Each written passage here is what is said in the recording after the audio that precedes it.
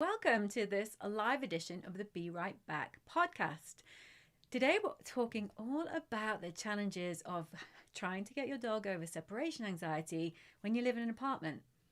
So if you live in an apartment and you've been struggling with noises or the layout of your flat or apartment or what to do with the stairs or the elevator or the lift, tune in because that's what this week's episode is all about.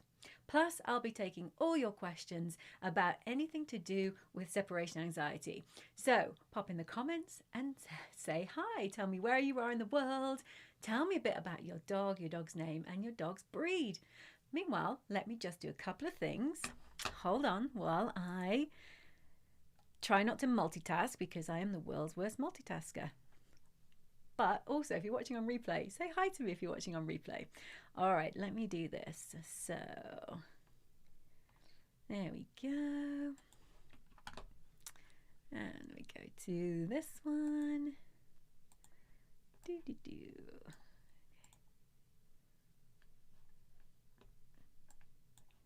All right, so, if you're watching on replay, the good thing is you can fast forward through this while I try and add something. So I'm going to do this.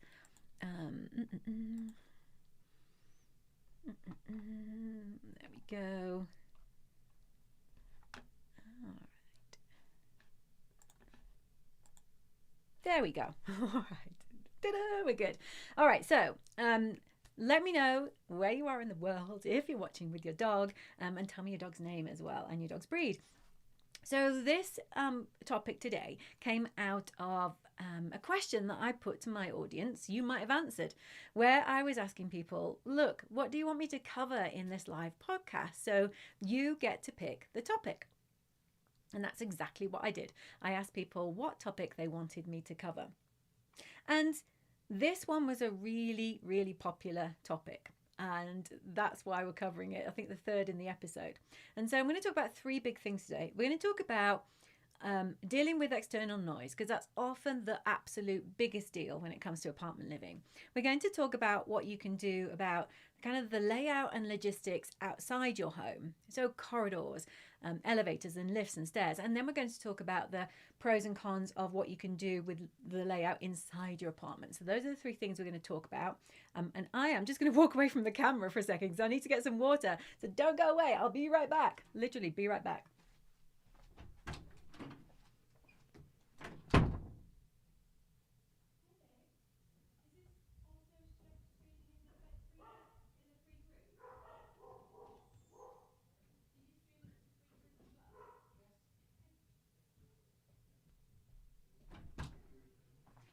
I'm back. Hi, sorry guys. Let me have a look. I'm back. Hi Ashley. Hi Julia. Julia, I'm glad you're on actually because I was hoping you might join the Separation Anxiety Heroes live at 1:00. But while you're on, let's talk about separation anxiety and hyperattachment and why I got a bit confused in your with your comment. So I thought you said from your comment that Harlow was doing a bit better with the hyperattachment, but maybe she's not. So if you're still struggling with hyperattachment, then Magic Mat plus doing departures is going to be what you want to do. But on top of Magic Mat, and actually to a degree instead of Magic Mat, I'd focus on spreading the love. So getting Harlow to love everybody and a much wider circle of trust than she's got. So trying to increase the number of people that she thinks are amazing. But we can talk a bit more about it in the Heroes group. I started barking when you left. Emily and Enzo tuning in from Arizona. Hi, Emily and Enzo. Hands up those of you who live in an apartment as well. I'd be interested to know if you're living in an apartment, how does it affect you? So let's talk about external noise. I mean, external noise affects most of us. Most of us don't live in the middle of nowhere. Most of us live in urban or suburban areas where we have to deal with external noises. In an apartment, the source of the noise might be slightly different than if you're living in a house. If you're living in a house, you might hear a car door, through the front window because you're close to the street. In an apartment, you might be 5 floors up. So you might not hear the car door. You might do. But for you, probably the biggest challenge is noises coming through walls or coming through the corridor. But whatever your home layout, external noise can all always be a problem when you're trying to get your dog over separation anxiety. Hello, Tammy. Hi, hi, hi. And why is that external noise a problem? Well, for lots of dogs, it can be really unsettling. And they may bark at that noise, or they may not bark at that noise, or they may just respond to it. But if they get unsettled, then we can't get a really good read as to whether they're struggling with the absence or they're responding to the noise. So the first thing I want you to do, if you live in an apartment or any home where your dog is troubled by external noise, I want you to start working out, does my dog get troubled by external noise only when I leave? Or does it happen all the time? You know, we're watching TV and he hears somebody in the corridor outside the flat or the apartment, and that unsettles him. Or he hears a dog going past outside, and that unsettles him. If that's the case, and if you're finding that that's happening to your dog, then you've got an answer which is helpful, which is that when your dog responds to that noise during an absence, during a separation anxiety training absence, your dog probably isn't upset at the absence, but troubled by the noise. Now, why does that help? Well, because over time, you might decide that you can ignore that response, or at least see how that response plays out.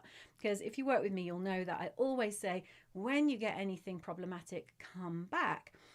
But a problematic behavior, but what if it's just a normal response that your dog would do anyway, and it's not linked to anxiety? So first of all, get a really good sense of, does my dog do this normally?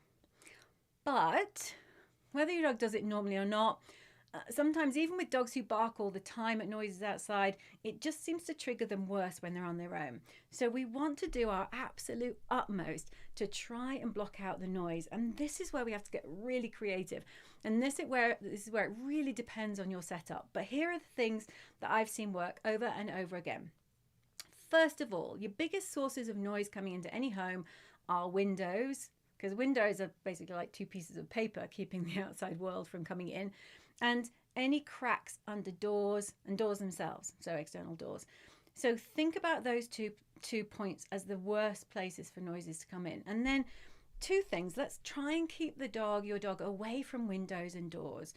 And we do that not by crating your dog, but by fencing the window or the door in, or fencing the window or the door off, so that your dog still has free roam, because it works way better. Separation anxiety training works way better when your dog has got lots of space.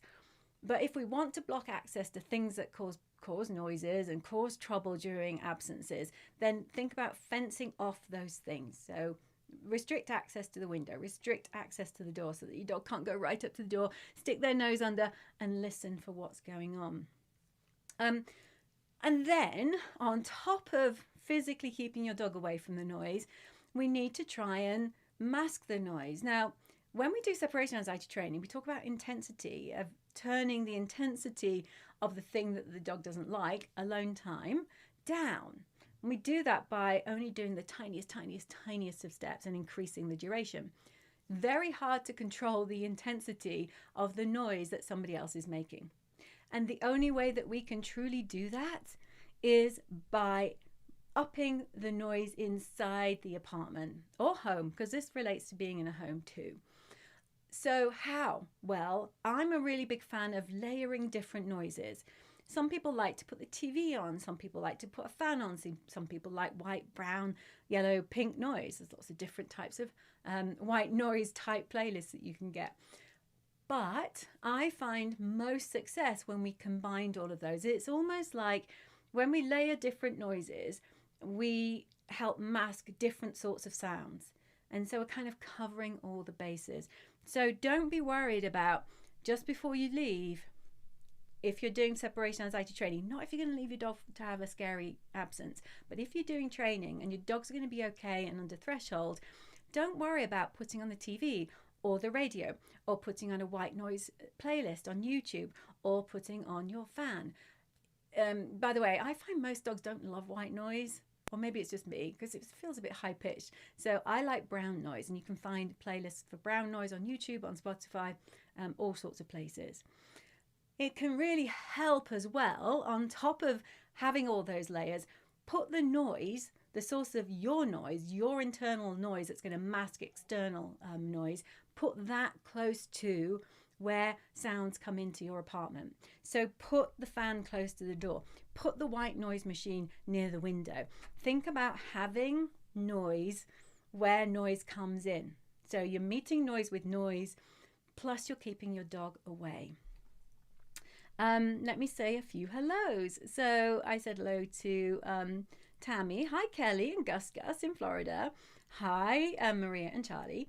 Hi, Paula and Lucy. Robin is in Maryland with Poodle Bob. Hello, Poodle Bob. I love that. That's such a great name for Poodle. Hi, Bob. And Ashley's on too. So how many of you watching also watch from, is that right? Also are watching me from an apartment or from a home where you're struggling to deal with noise? So pop in the comments and let me know. Is that you? Are you struggling with noise? Is it affecting your separation anxiety training? If so, how? Okay, one more thing on external noise. So we've talked about things like, you know, dogs barking, footsteps in the corridor, car door slamming, all that kind of thing. And those noises are more often than not, they're coming in through windows and they're coming in through doors. But then you've got the noise that's traveling through walls that come from neighbours, that come from people upstairs. And your experience is probably this: it's harder to muffle the bass sounds that come from thuds and thumps and people moving around. That's definitely a harder one to deal with. And a big part of that is because there's way more vibration, getting really technical now, way more vibration coming through the surfaces, coming through the ceiling or coming through the walls. But pumping up that noise inside as much as you can tolerate is really going to help you there. But it's definitely harder. Oh, and Sarah, I want to say a huge kudos to you, because I forgot to say, when you ask a question, put Q in the comment, and Sarah did that. So thank you very much. Yep. So if you have a question, put Q in the comment, so that I know it's a question. Oh, and somebody watching from the Facebook group, from the Dog Separation Anxiety Support Group. Facebook won't show me your name, but I love this comment. I have the radio on next to the front door. Yeah, so radio by the front door, fan by the window. Just think about putting the noise next to the noise. Donna's watching from an apartment in Vancouver, BC. So Donna, you're probably having a lot of these things when you're trying to deal with separation anxiety. I'm watching from Arkansas. Spritz is right next to me sleeping. Oh, so cute. I live in a top floor apartment. My schnoodle isn't good at being left, but is fine at my parents' house. Interesting. So that could be the noises. It could be that for whatever reason your schnoodle's just got more comfortable at your parents' house. But yeah, noises might well be a factor there. So that's a really good point. All right, I'm going to do some of the questions and grab some water. Hi, Sarah. Sarah, I wish I could award a prize, because you should get one for this. Hi, guys. Oh, so upset because I got up to 1 minute with Charlie. Then when I was doing the training, my neighbours asked me to rescue a kitten. Oh, no.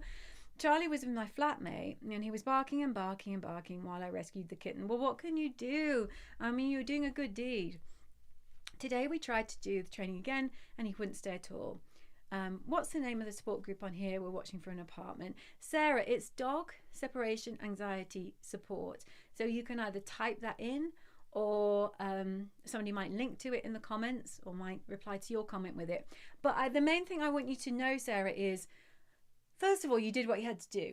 I mean, what are you going to say? Sorry, I can't help you rescue a kitten. But also, it may be nothing to do with the fact that you went and rescued your kitten, because when you're in the early stages of training, particularly when you're on those lower durations, variability happens all the time. And I call it variability rather than regression or setback or, something disastrous happening, because it isn't anything bad. It is just variability.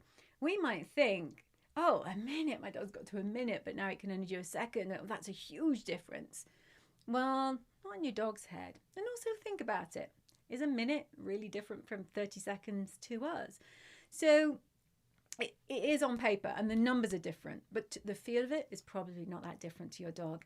So variability happens all the time, Sarah. So what you're experiencing is probably not as significant and worrying as you think it might be. So just go back to what you know. It sounds like you might be following my book. If you are, you'll know I say that you just go back to a time that you think your dog is going to be comfortable with, that your dog is more than think, that you know your dog is going to be comfortable with, as much as you can ever know that, and just start from there. And know that that minute is there, Sarah, hasn't gone.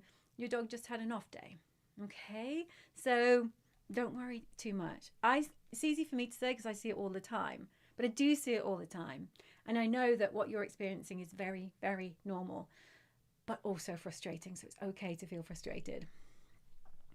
Hi Kelly, Gus barks all the noises.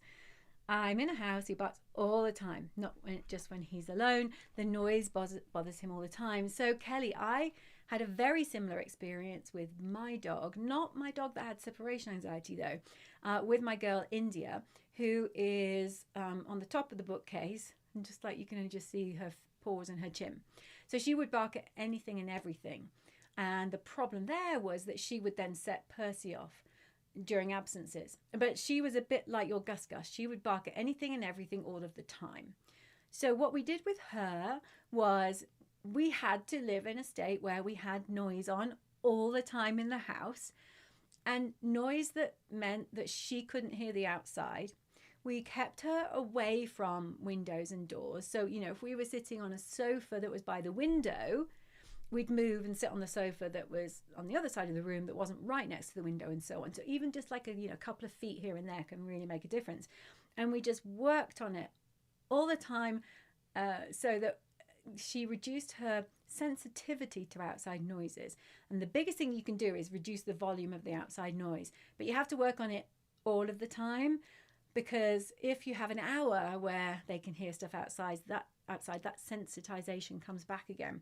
But she's now very different and has been for years, but it just took a while. Hi Susanna, watching from Brighton, England. Coco and Ralph are chilling in the garden, looking forward to starting the Heroes group. Oh, you're Susanna. Yeah, I'm looking forward to you joining us too. So yeah, watch out for an email from us this week. We're probably going to get you in a bit earlier, so you might not have to wait until next weekend. So keep an eye out for that. Hi Steffi from New York. Cooper is up to 2.5 hours. Hello. Do we have to constantly train to increase the time, or can we mix it up, varying the times? Yes, it's not always easy to be out for long hours. Steffi, absolutely you can change what you're doing now. By the way, hashtag nice problem to have, I always call this. So Kim, if you're having the same problem too, yeah, you don't need to be doing this several times a week. You don't even, at those durations, really need to be doing those durations once a week. I wouldn't leave it more than a couple of weeks though. But here's what I want you to do. If you have time in a week, do one long duration. And then just sprinkle in some shorter durations. Just whatever you think you can do. You could do 10 minutes of door as a bore. You could do a 30-minute absence. And of course, mix it in with doing real things, doing real stuff, actually going and doing something with that time. But yeah, you absolutely don't need to stick to that 3 or 4 times a week. Now you're on those lovely, lovely long durations. Oh, Kelly, I wish. Yeah. Oh, Kelly is Gus barking at the thunder? That is so difficult. So I feel like we've got a full house here, because my other guy, Tex, had thunder phobia. And I say had because he is now over it, and I never ever thought I'd say that. Now, that being said, we're not in Florida, so we had plenty of opportunities to practice counter conditioning him to the thunderstorms without it being all the time. And it meant that if a thunderstorm was rolling in, we could be around. But I do know that if you live in Florida, it's really hard to plan your day around a thunderstorm, because you might get 3 a day, right, in summer, or you might get them 7 days a week. So I do know that is harder. Oh, it was you, Linda. Hi, Linda. I should have known by the tulip, right? So Oscar and Annika are dialing in or are tuning in from an apartment in Amsterdam. Hi, Annika. Oh, thank you, Maria. Oh, question. When you live in a flat, do you just sit outside the flat door or the building door? I'm going to come on to that in a second because that's another piece of the puzzle when it comes to working with dogs when you live in an apartment. Sarah says, same for my anxious rescue. My family, though, say she is not as bad. Oh, I get a cup of tea. Thank you. Sarah, we don't know what goes on in their brains. You know, oh my goodness.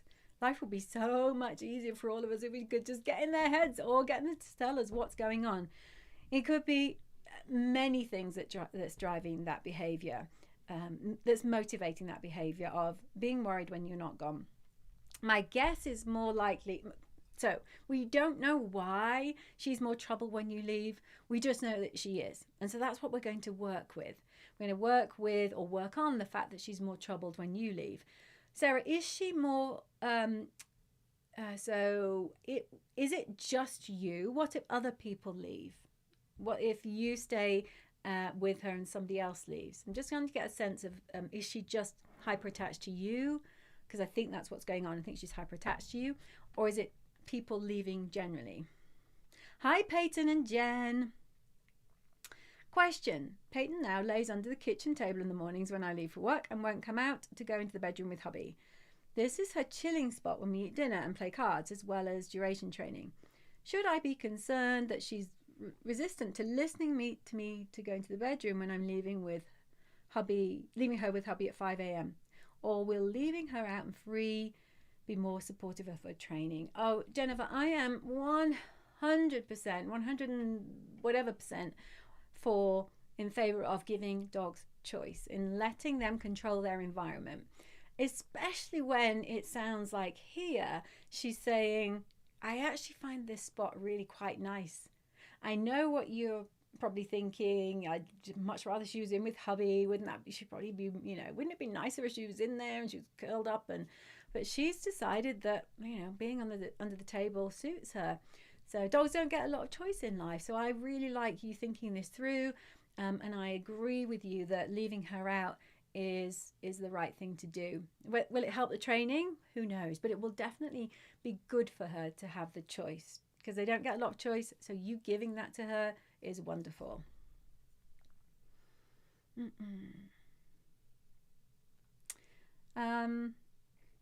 Steffi says, thank you. I'm not seeing everyone's questions. Yeah, that's because, Steffi, I should explain, I am streaming to YouTube, where you're watching, to Facebook, and to my Facebook group. So I'll try and read out the questions so at least you can hear the questions rather than thinking, what's she talking about? She's more settled when I leave. She's worse when I'm there. Okay, Sarah, let me go back to your question. So Sarah says, my family, though, says she's not as bad when I am not there. You mean, okay, so now I'm confused, Sarah. She's not barking as much? Is that what you're saying? Rather than she's barking when you leave, she's barking at outside noises when you're there. Either way, we'll work on the problem that's presented. So she's barking on outside noises when you're there. She's decided in her head that makes sense. You're still going to work on that barking in the same way, blocking out the noise. And a really nice thing to do is to recall your dog or ask her to do something other than bark at the noise, and then reward her for when she does that thing. Chloe was able to be 1 hour alone. Then I got pregnant. Now I have a daughter. Congratulations. And she's part of the family and also the training. What's the best thing to do in order to start the training again? She's more focused on me and my daughter. When I'm alone and train, it's okay. When I train with my daughter, it's a problem. Kim, so I've worked with lots of people with youngsters, newborns, toddlers, older kids. And there's definitely an added complexity into the mix. So the things that you can do, obviously, if you're wanting to kind of manage the situation so that it works out really well, then say you all want to go out. I would suggest that that somebody, your partner, your friend, your mom, whoever, goes out with your baby, 10-15 minutes before you go out, and then you're the last one to leave. So doing a staggered leaving with your little one going out with whoever sometime ahead is going to give you some freedom. It's going to give you that hour, whatever time. But then there is, if you want to be able to just leave like that with your daughter, then incorporating her into the training is going to be needed. I wouldn't work on necessarily long durations. I would treat it as what we call a departure cue. You've worked with me, Kim, so you know what I'm saying. So you could just do lots of repetitions of you leaving with your daughter. Presumably she's still young enough that you can have her in a car seat or, bundled up in some way that she can just be snoozing while you do this crazy walking back and forth. We've definitely seen people do that. Yeah, it could be that, Sarah. Yep, it could be. So, Sarah, whatever the reason, and we might never know, but we do know what we can do to fix the response. You're there. We can't change that. So we have to work on the presented problem, which is how to help her not bark when you're around.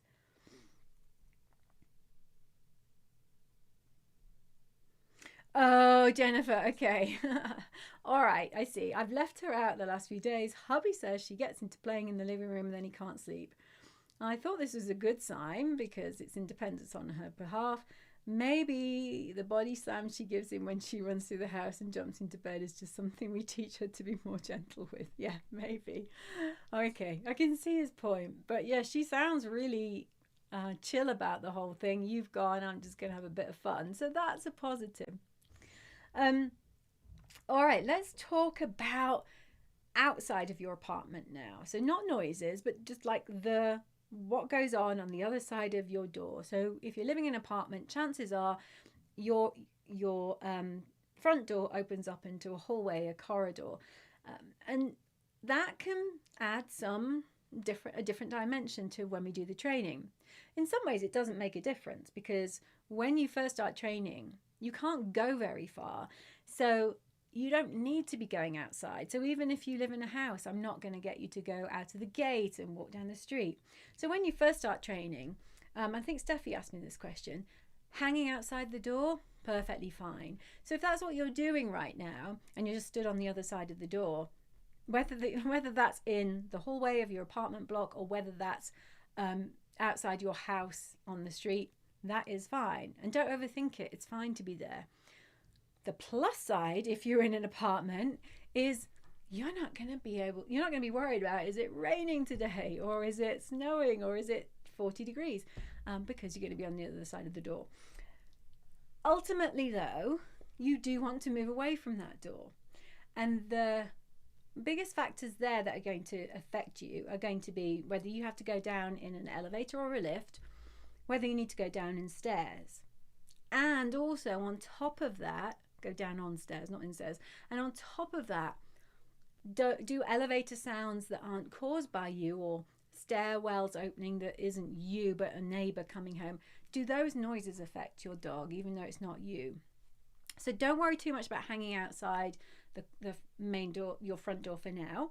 Just build up duration. And then when you get to about 15 minutes of duration of just kind of hanging out in the corridor, you probably want a sign that you're going to hold up saying to your neighbours, yeah, I'm actually dog training. Yeah, I know, it looks weird. Then start to think about the elevator or the stairwell. Is the elevator a problem? When you add in the elevator, does your dog suddenly then freak? You're going to really struggle to do desensitization to the elevator. So sometimes the only thing we can do is add the elevator in, drop the time right down, and just build up those repetitions. And what you're going to see is that duration will start to tie together with a desensitization to the elevator noise. And depending on your home, your apartment, you might be able to do some desensitization to the elevator, but you also don't want to irritate your neighbours by constantly pressing the elevator button on, off, on, off. Then the other factor, and this is if you're not living in a 50 story apartment, but maybe living in a small apartment block that's got 2 or 3 levels, your dog might be able to hear the door to the outside world. And if that's the case, you might also consider desensitizing to that. Some dogs don't care, they can't hear it, or it doesn't affect them. But if your dog is bothered by that, then you will need to do a little bit of desensitization. But it becomes problematic because, again, you don't want to upset your neighbors. So just be pragmatic with that. Don't go overboard on it, and just try and do a few repetitions every now and then. Emily says Enzo is a 3-year-old Jack Russell Terrier that we adopted 10 days ago from a rescue. Oh, so cute. He's still adjusting to the new routine, so I'm curious, is there too soon to start this training? Oh, and do you know, Emily, does he have separation anxiety? Is that one of the reasons he was surrendered? Or you're just doing the right thing and just getting him comfortable with being alone? Because if you are, you're amazing. You're amazing anyway for rescuing little Enzo. Here's what I like with newly rescued dogs. I like giving them time to work out that this new place is permanent, because obviously they had a home before, then they went to a foster or a shelter, and then they're not there anymore. So there's been a lot of change in their life, and there's been a lot of being in different places that didn't end up being permanent. So how you can do this is you actually want a lot of coming and going through the door, and that doesn't have to be you on your own. It can involve Enzo. So the more times that you go out and come back, or friends go out and come back, or your partner goes out and comes back through that door, the more times Enzo sees that people go out of that door and come back, the more he's going to start to register, oh yeah, people when they leave this house, they come back, or when they leave this apartment, they come back. So you can still be there with Enzo, but the more that door goes and people go out and come back, the more he's going to start making that connection. Oh, right, okay, so it seems like people go out the door, but they come back to me. And to help him process that this place is his new pad and it's permanent, taking him out and coming back, and you see what that will do. Oh, right, whenever we go out, we come back here. Oh, this is the place. So I always encourage lots of coming and going in those first couple of weeks to make him realize that this is it. This is the permanent place. Once you get that sense of, him thinking, how do we know that? We don't always know, because dogs don't always walk down the street and then, turn into our path or our driveway. But once you've done that enough times, then you can think about doing the home alone training, because he's going to get a sense that, yep, this is where I am. You could start something like Door as a Bore really early on, though, because that's different. You're not going to be going out until the last step, so you could start that earlier on. Okay, one last thing I want to talk about is back to being inside the apartment now. The thing about apartments is they're often, not always, but they can often be open plan. And I keep saying, keep your dog away from noise. Well, how are you going to do that in an open plan apartment when you're not going to confine your dog? You're not going to crate them. You're not going to pop them in the kitchen. The best thing to do is to just keep in mind that when you don't want your dog to have access to something, instead of fencing your dog in, you fence off the stuff. You fence off windows, doors, sofas that your dog might be able to chew, table legs that your dog might want to get into. Fence things off, not your dog. And think about it like that. So rather than using crates and barriers to fence your dog in, use barriers to fence your dog away from stuff, fence off the stuff. Because that seems to be way more tolerable for the vast majority of dogs. Okay, so think of it like that. Apartments, not always smaller than homes, sometimes are. The challenge with small spaces is that dogs are always going to be closer to the source of the outside noise. So again, thinking about how can I block those spots off, block off windows, block off doors. How much space can I create between the window and my dog, between the door and my dog?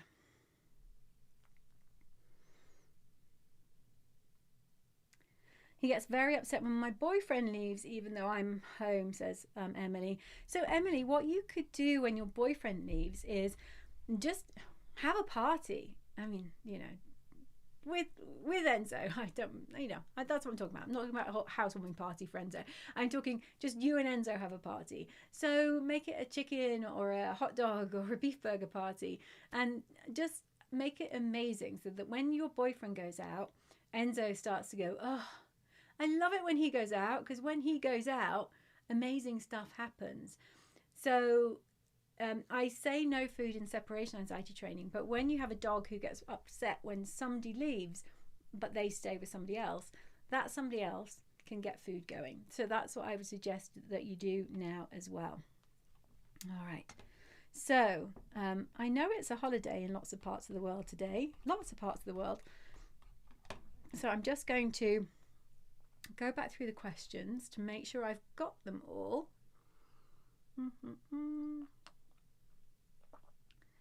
Let me see. And if you've got any final questions, just pop them into the comments. I think I've covered them all. You're welcome, Emily, but keep me posted as well. If you're obviously watching from YouTube, but if you're on Facebook and you want to join my free Facebook group, do so. Otherwise, I'm back here next Monday, same time on YouTube as well. All right, so if you're watching on replay, let me know what you think. If you've got any questions watching on replay, pop them into the comments. And meanwhile, I'll be back next week with another topic for our live podcast. Keep the training going. Keep your spirits up. I know this is a tough one, and I know there's lots going on and lots of things to try and manage. But do your best. I know you are. Stick at it, and I'll see you this time next week. All right, bye for now, everyone.